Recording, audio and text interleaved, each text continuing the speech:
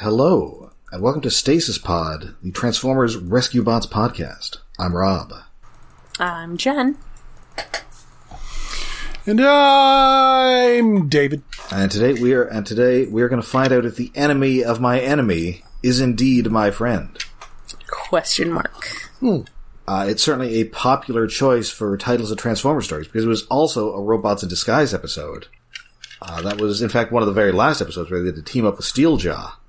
Oh, right, that one. Oh, right, yeah, I guess it is a common episode title. And then it was also the name of that... I'm disappointed that we don't have a new Steeljaw yet.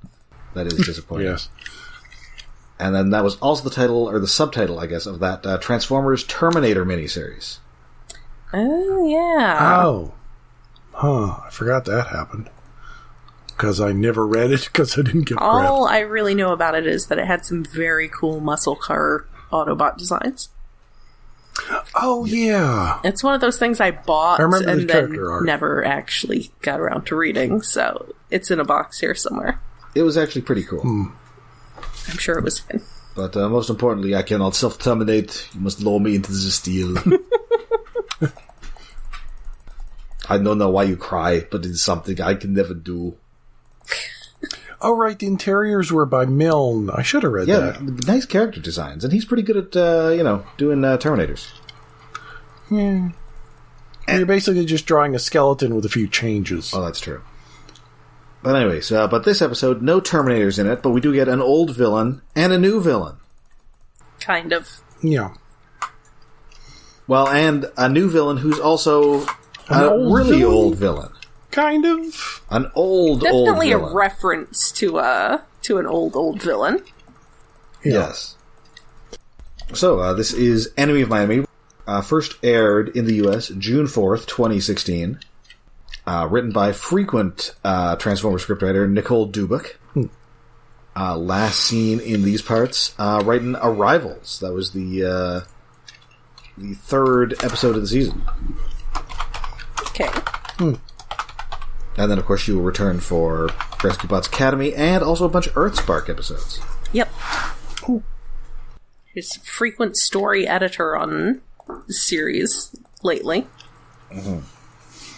And we open with Huxley Prescott, intrepid reporter. Yes! Love a good Huxley opening. Definitely does not live in a van down by the river. He definitely does. That van, he's clearly living in it.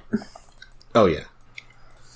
And once again, it is important news here, because it is the 25th birthday of Whiskers, the Cross-Eyed Lion. Wait, do lions live that long? And wow, I forgot this is a callback to a previous episode that's a reference to Clarence the Cross-Eyed Lion. Yes. Actually, he's been in a few previous episodes. Yeah, he's been hanging around. Well, there was one specific one that was like centered around him, and yeah, I guess he's popped up in most other zoo episodes.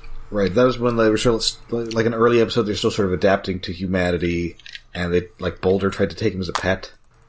Yes, because he's a good boy. And I don't think I made enough Doctari references back then. But it's been forever since I've seen Doctari.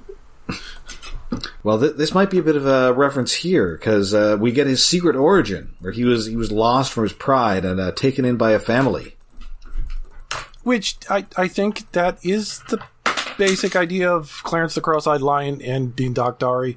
I think Doctari is a direct I was specifically thinking of Born Free. Oh, yes. Born free, free as the wind blows. No?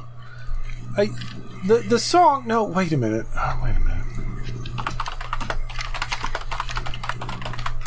Born Free is confused. Yeah, yes. Dinosaur Expedition Born Free is the first thing that pops into my head. Because there was a reference to it in Gridman. Oh. Is that about people raised in a dinosaur? No, they sort of... Is it time travel or something?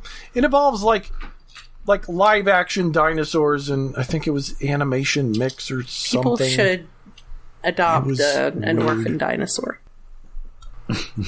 But like the vehicle mode of the Grimlock guy from the Gridman Alliance, like his the color and design is like based upon the vehicle in Born Free.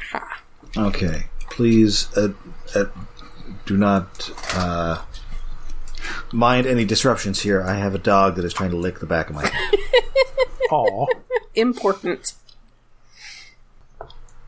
Anyway, so for some reason, like the song has been supplanted in my brain because of this stupid trivia about a forgotten tokusatsu thing. Anyway. And take a close eye at the picture of this family that raised this cross-eyed lion. This may be important later. Yes. Dun, dun, They've got one blonde kid and one, like, chunky, dorky-looking kid. Yeah, it felt looks like John Hodgman. Oh, no. Kind of. Like, it felt like all obvious foreshadowing, but we've seen so many cartoons and things. It's like, oh, yes, I know where this trope is going. And then, so Boulder and Cody, they're going there for his birthday. Boulder's made him a card.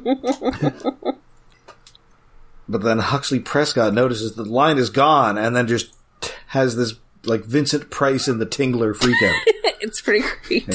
Ladies and gentlemen, there's a lion loose in the zoo. What? Did he or did he not say there's a lion on the lam, or was that just me coming up with a better joke? Might have. That sounds like a Huxley Prescott joke. Or a turn of phrase. Well, of course, as you recall, that Huxley Prescott does kind of look like Stephen Colbert, and that was a recurring gag on the Colbert Report for a while. Yes, Monkey on the Lamb. That was like my favorite bit on the Colbert Show. It was just such a good graphic, too. Just the conclusion that he's jumping to here. They open the enclosure for Whiskers to come out, and he's not in there. And he's like, oh no, but if he's not in there, he must be out here. And he just... I mean, maybe he's sleeping somewhere, because you know what lions do all the time? Yeah, they sleep. It's a thing. It's a thing they do. He sleeps like 23 hours a day. It's well established. Big lazy kittens. Just jumping directly to conclusions. And then he also ends up jumping directly into the alligator enclosure, thus his newscast becomes an impromptu episode of I Dare Me. I do love a callback to I Dare Me. This episode is filled with callbacks. Oh, I love I Dare Me. It's basically, this is Huxley Prescott. Welcome to Jackass. Yeah.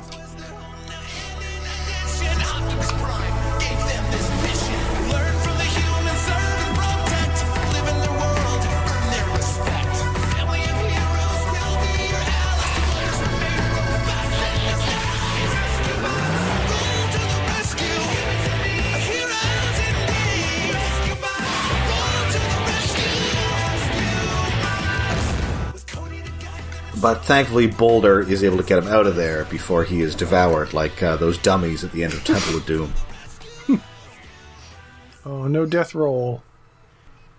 So, indeed, Huxley Prescott was correct. The lion has vamoosed. However, he's not done so on his own power, as when they look at the security footage, he was, in fact, stolen by those, like, tiki mask-looking Q drones.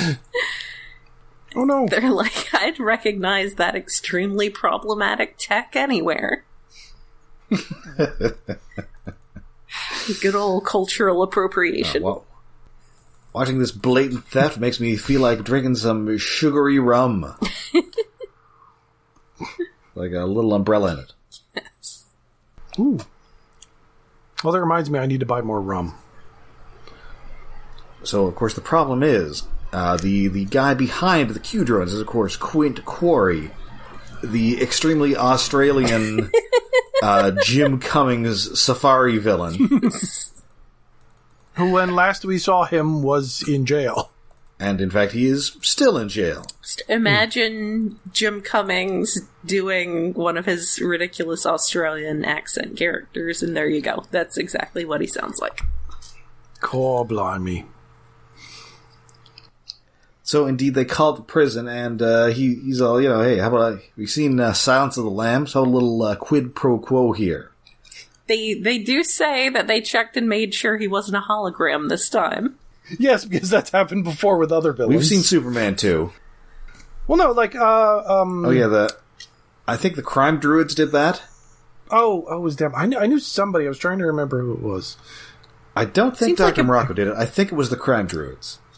Morocco did something, though. I guess they do tend to be more technological despite their shapeless brown hooded garments. Yeah. I think his robots broke him out. Oh, right. Well, he did have the ants that broke him out that one time. Oh, the ants, that's right. Ants? Yes. Ants. Oh, right. Ants. He pulled an Ant-Man. I forgot about that. But unfortunately for them, Quarry is not, prison's not so bad, and indeed it is pot pie night. I mean, come on. It's perfectly good food. I mean, I guess, stealing animals probably doesn't get you put in, Supermax or anything. Yeah, and he was probably, he seemed like he was not accustomed to a lifestyle that involved, regular showers. So this is probably, he doesn't have, he probably enjoyed gutting his own food, but it's probably a nice break to not have to do that. And he probably also misses dressing like a Jurassic Park action figure. Yes. Well, doesn't he still have, the ascot in prison? I guess they let him keep the ascot because I guess he's not on suicide watch. Don't want him to accidentally hang himself with his ascot. Or maybe it's got Velcro in the back. Or he had to, shank a guy for that ascot. That ascot wasn't originally red. Oh, no. Oh, no. And then I guess the episode was running a little short. So we kind of just get a montage of emergency test week here. Yep, they're like, well, everything seems to be okay, so everyone who's not involved in the A-plot is going to be checking your emergency kits. And hey, you know what? It's January, we're getting absolutely Arctic temperatures. Everybody go check your emergency kits. And, of course, we are also coming up on the time change, so change the battery in your smoke detector. Yes. Oh, I haven't done that for a while. Make sure if you're driving anywhere and the weather's bad, make sure you got a blanket and maybe some granola bars and some water, or what I have is an Nalgene bottle that I could scoop some snow into and then it can melt into drinking water. Oh, yeah. Never goes bad. So yeah, we got termites in the underground shelters. You need to replace the emergency rations. And also, Chase just sets off the fire suppression systems. And it is a joyous exclamation. Yes. he better be careful, though, because as we all know, flame-suppressing foam, deadly to Transformers. It is. It's extremely dangerous. That is still one of the weirdest things. It's kind of dumb. They were thinking that maybe it insulated things, but I'm sure their wiring is not so exposed that would, I don't know. Someone didn't understand how robots work. Yeah, it just felt like someone saw something where a fire extinguisher was squirted against, a fuse box, and it's like, ooh, that kills robots! Or something.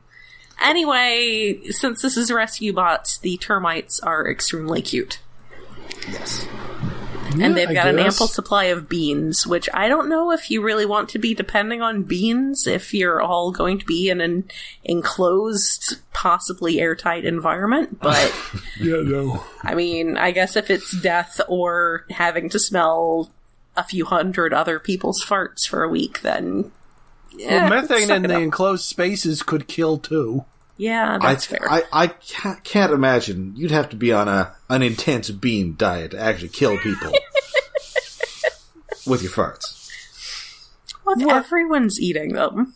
Yes. It's like having a barn full of cows and you airtight the damn thing.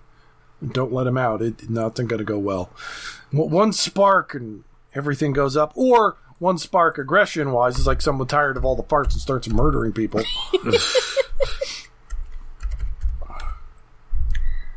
Anyway, it turns out that, once we've filled a little time here, Huxley Prescott is suddenly becoming important to the plot.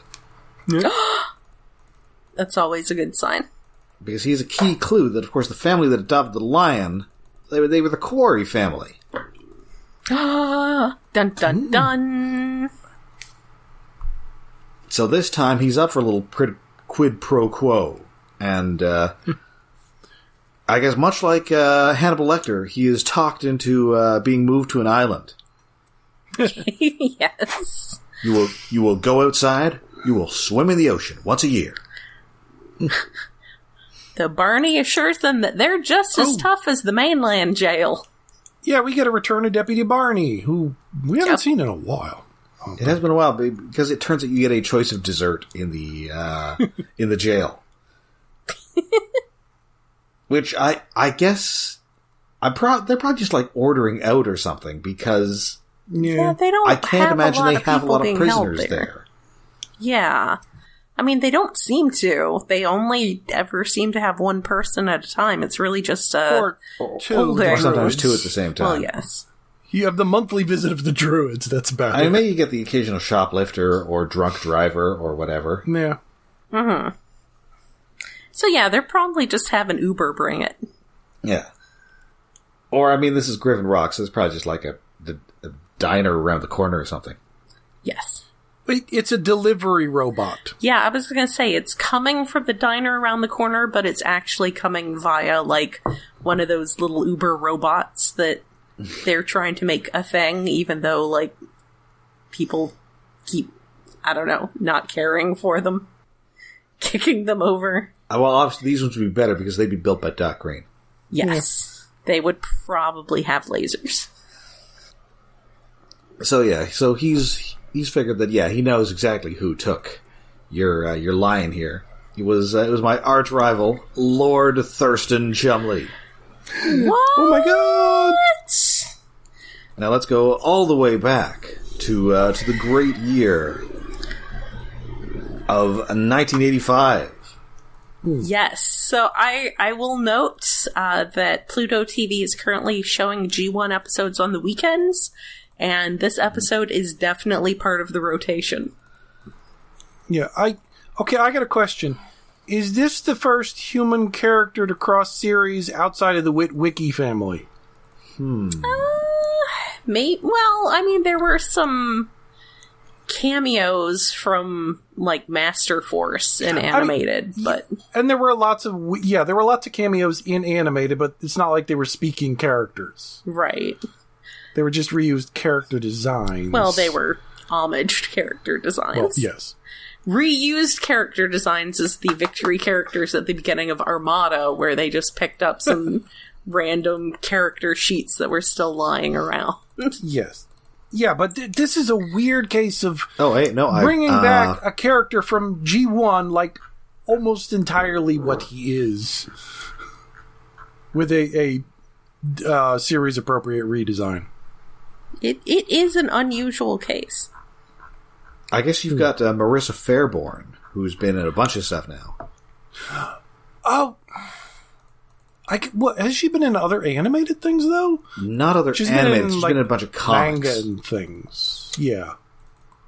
So, yeah, I don't know what animation. Okay, so David is ignoring comics. Well, it's different medium. It's thing. Yeah, that might be it then. That might be the only thing that's been that they've done at the moment that I can think of.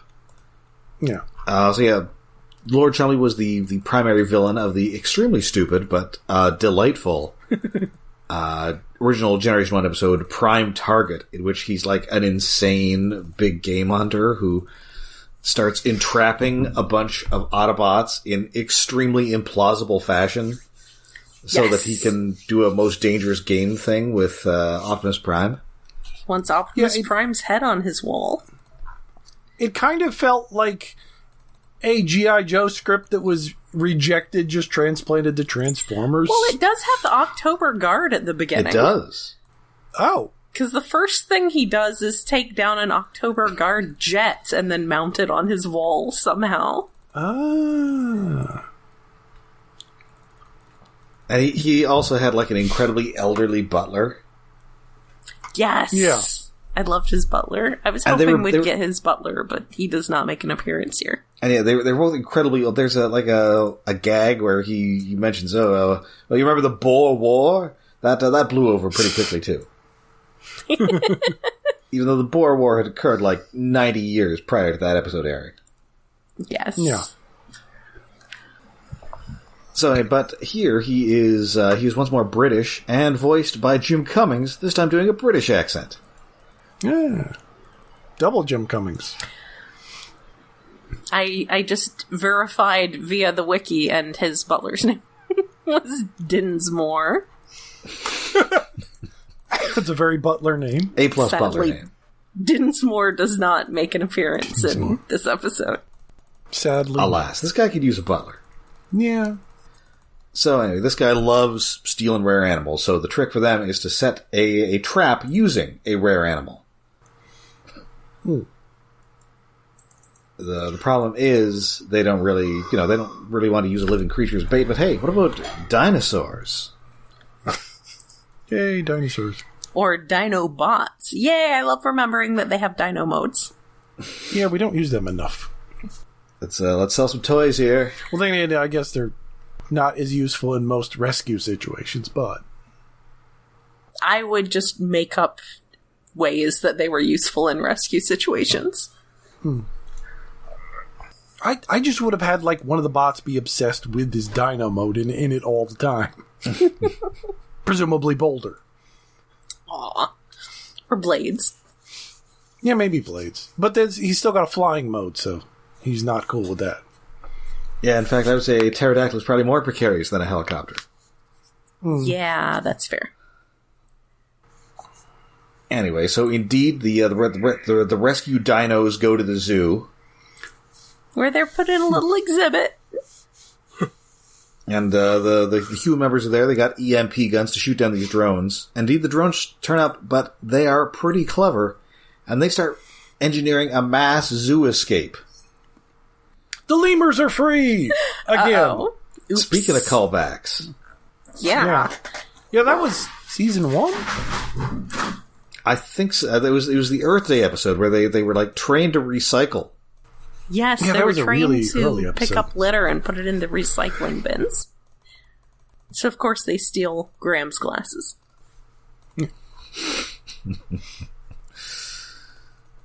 And also, Cade is pursued by an elephant that wants his peanut butter sandwich.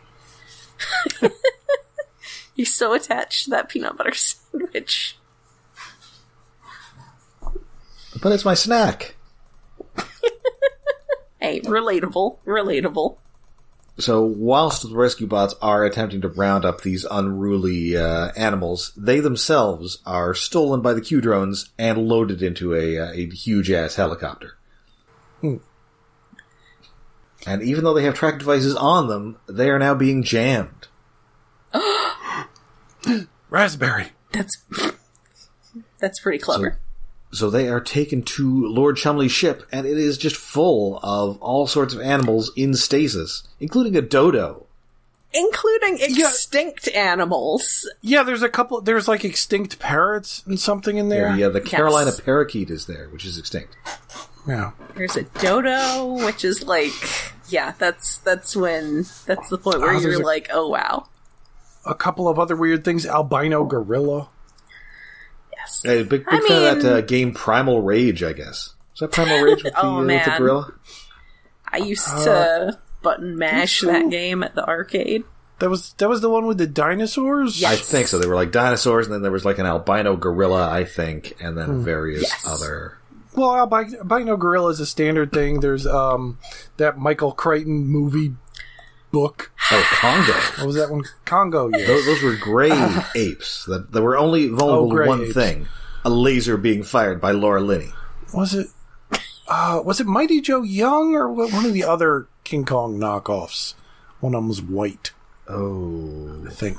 I think Mighty Joe Young is just regular gorilla colored. Are you thinking of that movie Rampage? Which based upon the game Rampage. I was gonna say the game, right? But it definitely had like an albino gorilla in it too, with The Rock. Yeah, but I thought there was a stop motion white gorilla too. Probably somewhere. Anyway, so apparently there was only one known albino gorilla. Oh, that must. There was an actual gorilla named Snowflake that lived and died at a zoo in Spain. I guess that is just an exceptionally rare genetic mutation for them. Yeah, well, I mean, he died of skin cancer. Yeah, that'll do it. I mean, he made it to be 40, which is not bad for a gorilla. Oh, that's good for a gorilla. Oh, apparently Son of Kong had an albino gorilla. There we go. I knew there was one of them. All right, so Son of Kong was probably direct sequel. Mighty Joe Young was like an unofficial. Yeah, I don't think Mighty Joe Young is an official Kong franchise film. Oh, in the wild, apparently lions only live 15 years. Okay, so he's an elderly lion. Wait, how long do they live in captivity? Oh, 25 to 30 years in captivity. Okay. Twice the age. Oh. Anyway. All I'm right. going down a voice actor research rabbit hole. Don't mind me. So, yeah, and instead of even being in cages, these animals are just all in the living death of stasis. Yeah, that's not great. That's messed up, man. Yeah. It's very arachnid. I mean, less gruesome. She, I think, killed half. I'm also kind of thinking of the Collector here. Oh, the Collector, yeah. And also the Preserver from that one... Preserver? from that 90s Superman cartoon. It was the episode that also had Lobo. Oh. I remember Lobo there. I don't remember. And I remember that one because he also had a dodo. Ooh. Because he hires Lobo to get Superman because obviously Superman is the last Kryptonian. Yeah. Yes. I mean, the dodo is shorthand for recently extinct creatures. Yeah, although not that recently extinct. It went extinct in like the 1700s. Well, no, but more recent than like prehistoric. This is true. Post-prehistoric extinct creatures. Yeah, so either he has a time machine or he uncovered some kind of lost population of dodos. I mean, we've already established their time machines, so... This is true. Did Derek Wyatt work on that Superman cartoon? Because, like, the Preserver and one of the monsters from that episode really look like Derek Wyatt things from, like, Ben 10. Not that I'm aware of, but he might have. I was like, dude, just so it's like, something about the design aesthetic is very... Yeah, that's Wyatt. And he only would have been like 25 or so when that show started. That still could be, like, shortly post-intern age. Junior animation assistant age. Here, do this random one-off guy for this one episode age. I'm just checking out his IMDb here to see what the earliest thing is. Looks like he did some stuff with the Jetsons in 2001. Ooh. There was a Jetsons thing in 2001? Wow. Some sort of shorts. And then he also worked on Mucha Lucha. and the Ripping Friends for what's his name? The Ren and Stimpy guy. Yeah, Crick Faluski. Oh, yeah, that weirdo. So I think the timing doesn't quite work there. No. Design just feels so much like that. Like him. It's weird. So anyway, the human members of the team often suspect that Quarry and Chumley are in cahoots. But no. Quarry has nothing but disdain for Chumley. They sure do have mysteriously the same voice actor. They sure do. Of course, I mean, it's not like Rat Trap and Dinobot were secret brothers. Yeah, but also they didn't actually sound like they had the same voice actor. This is true. No. This is clearly just Jim Cummings doing different accents. Hello, it's me, Jim Cummings.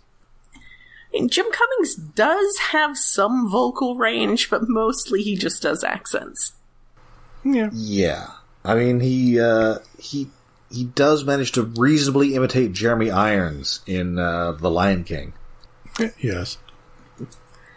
Maybe it's like Steve Bloom, where he has lots of vocal range, but everybody just wants him to do Spike Spiegel. Yeah, probably why he likes doing Starscream so much. Because that's definitely a different voice.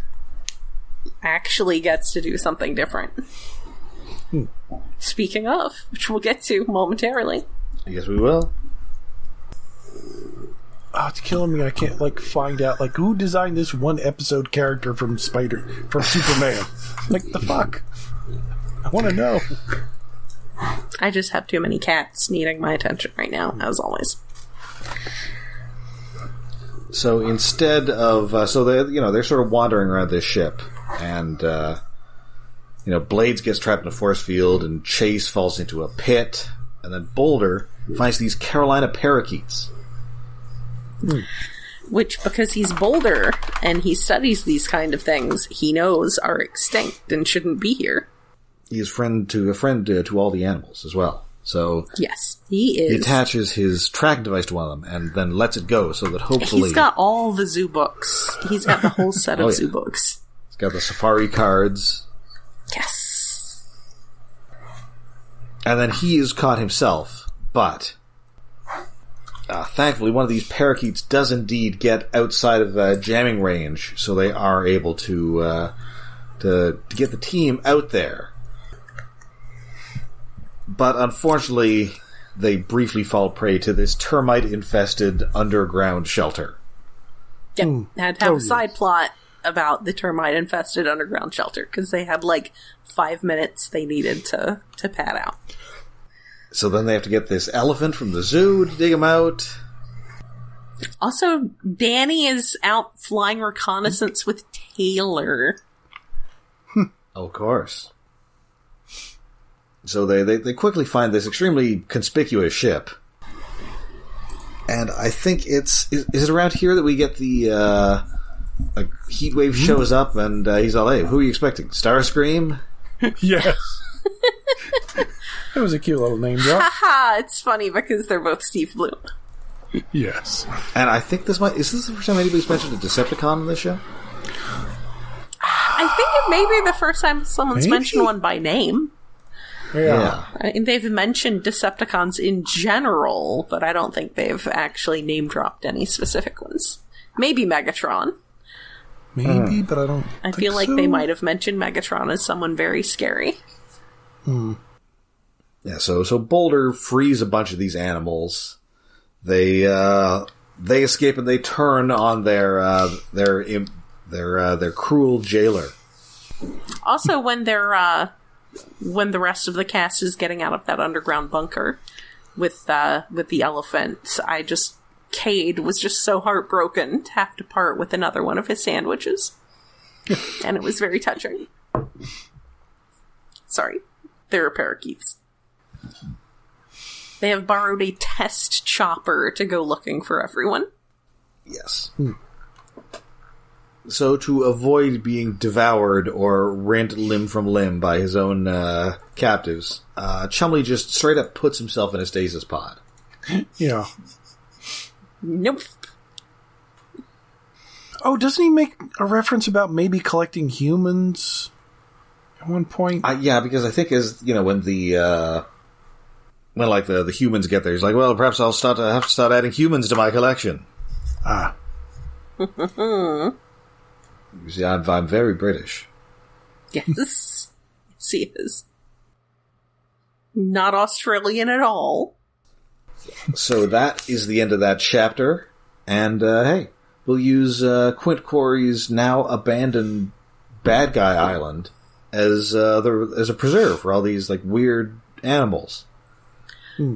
So I am curious now, of the two brothers, which one has the real accent and which one has adopted a fake accent? Yeah. I'm going to say, because spoilers, we find out that indeed Quarry has escaped via his drones. Thanks again, Deputy Barney. He's trying his best. And he calls in and says, you know what, we'll just avoid each other from now on. I won't commit any, super crimes. And also, Lord Thurston Chumley is my brother. Dun, dun, dun. Anyway, I have to assume that Quarry has the real accent here, because we know that Chumley changed his last name. Yeah, that's probably the case. And probably he's not an actual lord, either. I mean, he could be. He could have married into it.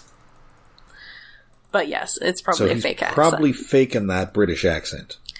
Yes. Just like Emma Frost. Yes. Exactly. Who's actually from Boston.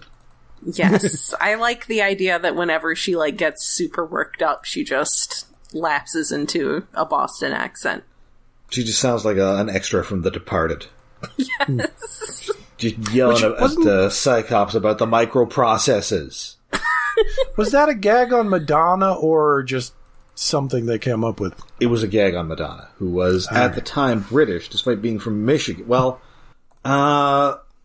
She's been from Boston since, the 80s, but I don't think anybody surmised that she had, a fake British accent until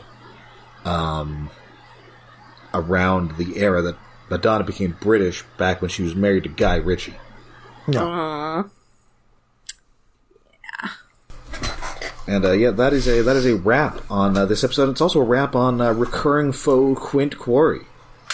Yeah, well, I guess a few more episodes with him would have been neat, but took off into the wilderness.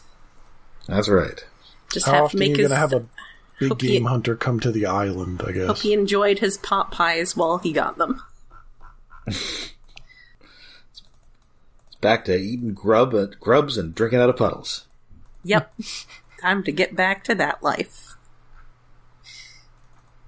Time to go back to being Jim Cummings, just doing his extremely Australian accent. He has to have done some other... I feel like on some Disney afternoon show, he must have done a character that was just him doing a heavy Australian accent, but that's something that I will have to... Well, I'm reasonably sure. He was probably 10 characters on that show, Tasmania. Well, yes. I love remembering that show existed. What a weird is show. Monterey Jack, is Monterey Jack Australian? Maybe. I guess he's got kind of he's Australian accent. Okay. Yeah, just... That's what he sounds like. He just sounds like Monterey Jack. Oh, zipper. Crikey. Honestly, an enjoyable episode, although they definitely had that... The B-plot seems kind of out of place, we really had some time to fill.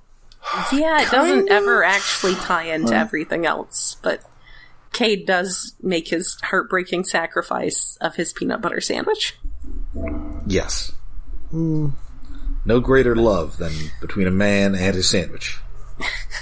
Well, it's an excuse to do more animal stuff. It's an excuse to take away Cade's peanut butter sandwich. Yeah. So tragic. Yeah, it was a fun episode. I do like a good G1 reference.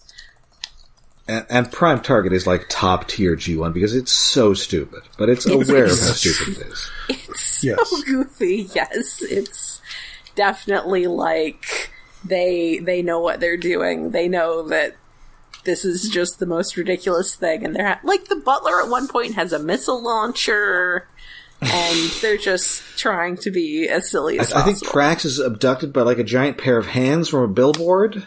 Yes. That transforms him into a van to trap him. Yes. Because they're toys. Yes, it's definitely one of those season 2 episodes that are just the usual bunch of writers having fun. Which one now? I have to double check real quick. Probably not Dunglutt. There's no dinosaurs involved. Or is there?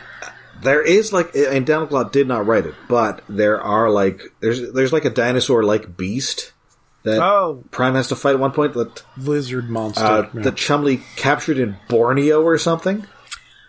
Oh, it was a Flint Dilly Buzz Dixon one. Oh, Dilly! Yes. Yes, it was a Flint Dilly Buzz Dixon episode. Yeah, that makes sense. Also, the two people who did the entirety of Inhumanoids, so... Oh, that's right. Yes, that vibe. I mean, Lord Chumley does kind of seem like a guy who might show up on Inhumanoids. Yeah, I could see him, if they had gotten, like, an extended season, I could have seen him showing up to, like, try to capture Tendril or something. Exactly. Being interviewed by Hector Ramirez. Yes. Well, speaking of goofy plots, I hope we're all looking forward to next week's episode of Rescue Pots, in which Chase becomes the mayor. Oh no. Oh no. That kind of feels like an episode that's been a long time coming, in a way.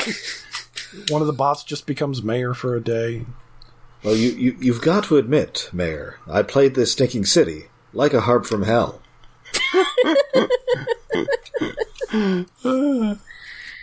Chase gets a new toy. Where's our new Steeljaw? Yeah. But before that, of course, we move to David for David's Tokusatsu Corner. Yes, this time let's see if my voice holds out for 1, 2, 3, 4, 5. 5 men rushing into the enemy base. We're in the home stretch of episodes. We're like the last 5 or so. 5 Robo is still in pieces and being repaired by the Rangers. They're a little down on that, and sparks are coming out of chunks of the robot. Ooh. It's fun. Chevy and his Ginga men have found a galactic fossil. Beeping increases as this living fossil thing is converted into the monster of the week, which is like a living asteroid rock monster thing? Sure. It wasn't a rock. It was a rock monster. Well, there's more of that as Chevy sends it out against the Rangers, and it rock men are born from rocks. It turns rocks around the area just into these sort of putty rock lords that just attack the Rangers, and they cannot be defeated because if you break them apart, they just reform because they're rock men, like the power of golems. And they also have this weird ability where they grab one of the Rangers, pull them into a rock, and leave them inside the rock. Oh. So one by one, these rock men just embed the Rangers, except for Red, in rocks. And he's left alone and forced to run. But then from the sky, a rock comes crashing down from space, shaped vaguely like a man, and reminded me like there was a previous episode with an alien named Gunther, who at the end of the episode was turned into a rock. Oh. I thought he blew up, but apparently he was fine and in space. And so Gunther, the rock, comes down and tells the Red Ranger, "Your parents are still alive!" But then, like, the Red Ranger gets captured by the Rockmen and dragged up onto Chevy's ship. And Gunther's like, "The fuck? No. I am the Raging Wolf of the Galaxy, Gunther. I will save you, Red." So it becomes an episode where Gunther is the main character for half of the episode, rescuing the damsel in distress, the Red Ranger, who's been captured, and it is in another spaceship. And it's just like Gunther running through the ship, fighting some of the Rock Lords, trying to get to the Red Ranger, but then they stuff the Red Ranger in a rock. Gunther picks up the entire big rock boulder and runs around the base with it, getting away, and then runs into a room to hide from the bad guys as they run past the door, almost Scooby-Doo-like, but not quite. And then naughty tentacles descend from the ceiling and pick up Gunther, and he's restrained for the last few minutes of the episode.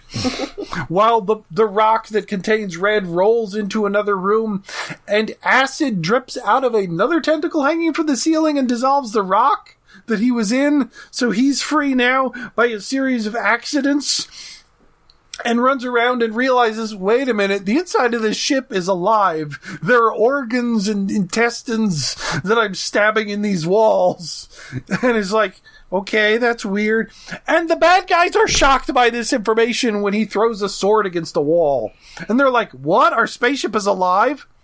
How does this change your evil plan at all? Your Volgire spaceship is alive. Does this mean we should have been, like, feeding it this whole time, or what, guys? Well, they they have been feeding it in that they've attacked and destroyed and taken over 999 different worlds. This is the 1000th, and the ship is hungry for it needs to consume that for its final transformation. And the ship's like, just tired of you assholes fucking around and not killing the Rangers. I'm going to lift up out of the ground and go destroy the planet on my own. So the spaceship does that. While Red is still in there, and Gunther, I guess. But the other Rangers, like, Red destroys the monster of the week at some point inside the spaceship, and the other Rangers are freed from their rocks on the ground. And they go back to their base, and it's like, oh, shit's going down. We don't have time for a giant robot fight because we're not finished rebuilding them. What? You don't have a giant robot fight.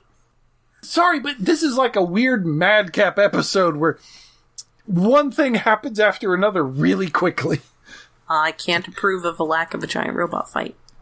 I know, but Gunther's back, and there's Rock Lords, and the ship is alive, and has organs and orifices.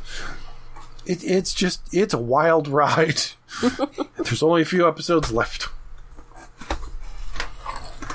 And it just sort of ends on a cliffhanger that Red's still in the ship, and the ship is running around destroying shit. All right, so that does it for us for this week. We'll be back next week with more Transformers Rescue Bots. Until you can find us all over the internet. We're on Facebook. We're on Twitter. We're on Mastodon. And we have a Patreon. Yes, we are hosted on iaconunderground.net, where we have a Patreon set up to help with hosting and other expenses. That is patreon.com/iaconunderground. For as little as $1 a month, you can listen in on our super fun monthly episodes, where we always do something sort of different and sometimes thematic. I was actually thematic with a movie that may be out, or just it's a birthday month and one of us has a weird choice. I was actually suggesting just this week that for April, for 420, we should do the classic cartoon All-Stars to the Rescue. Sure. Don't do drugs. But we are about to record a Patreon episode for January, because it is David's birthday month. He is going to make us watch some of that new One Piece show. There's some clowns. Clowns are distressing. I've been told that Japan does not have the same cultural thing about being afraid of clowns that America does, but you would not know it from what we will be discussing. Yeah, I forget who it was. I think it was it was like one of the Switch games where like there's various boxing characters to use the controllers, and there's a clown in that. And one of the producers on it found out that Americans were upset by this clown woman. And it's like, this is very important information. I will file this away. I will remember this. I think it was that. Or it was some other video game. For as little as $1 a month, you can hear us talk about that and the previous fun specials that we've done. That is patreon.com/iaconunderground. That's right. And, of course, we'll be back with more Rescue Bots next week when we may or may not watch May or May Not. We will, though. Until then, I'm Rob. I'm Jen, and the clicky transforming noises this week have been supplied by Code Red. And I'm David. I don't have any clickies right now. Oh, I still need to open Death Source. Clicky click.